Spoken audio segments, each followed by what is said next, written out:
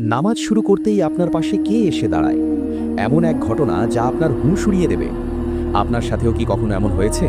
আপনি সারাদিন নিজের কাজে ব্যস্ত ছিলেন, মন একদম শান্ত ছিল, কিন্তু যতক্ষণ না আপনি আল্লাহু আকবার বলে নামাজ শুরু করলেন, হঠাৎ করেই মাথার ভেতর চিন্তার ঝড় শুরু হয়ে গেল।